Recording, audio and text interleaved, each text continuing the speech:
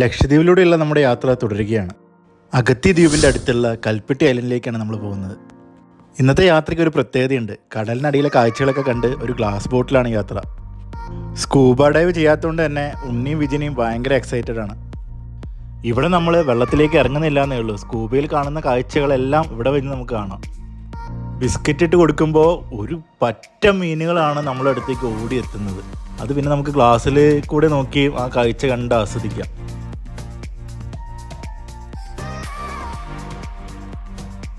ഹ്രസ്വമായ ആ യാത്രയ്ക്കൊടുവിൽ നമ്മൾ കൽപ്പെട്ടി ദ്വീപിലെത്തി. അവിടെ നമുക്ക് ഒരുപാട് ചെറിയ ചെറിയ ജീവികളെ ഈ ദ്വീപിൽ കാണാൻ സാധിക്കും.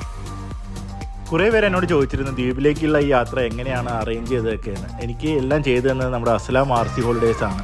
ദ്വീപിൽ നമുക്ക് എല്ലാ സജ്ജീകരണങ്ങളും ഒരുക്കി തന്നത് ഹാഫീസും ഇർഫാനും ആയിരുന്നു. നമ്മൾ കാറ് ചോദിച്ചാൽ കാറ്, ബൈക്കിന് ബൈക്ക്, എല്ലാം അവർ പറഞ്ഞ പോലെ തന്നെ ചെയ്തു തന്നു. ജോൺസും ഉണ്ണിയും പല അഭ്യാസങ്ങളും ബീച്ചിൽ കാണിക്കുന്നുണ്ട്. അങ്ങനെ ഇരിക്കുകയാണ് ഇവിടെ ഒരു ചേട്ടൻ മണലൊക്കെ മേത്ത് വാരിയിട്ട് സമാധി സ്റ്റൈലിൽ കിടക്കുന്നുണ്ട്.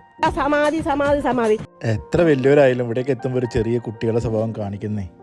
അത് കണ്ട് ഇൻസ്പയർ ആയി നമ്മുടെ അന്നക്കുട്ടിയും വേറെ പല കാര്യങ്ങളും കാണിക്കുന്നുണ്ട്. എന്തായാലും ദ്വീപിലെ യാത്ര ഒരു ദിവസം കൂടി ഉണ്ട്, അപ്പോൾ കാണാം.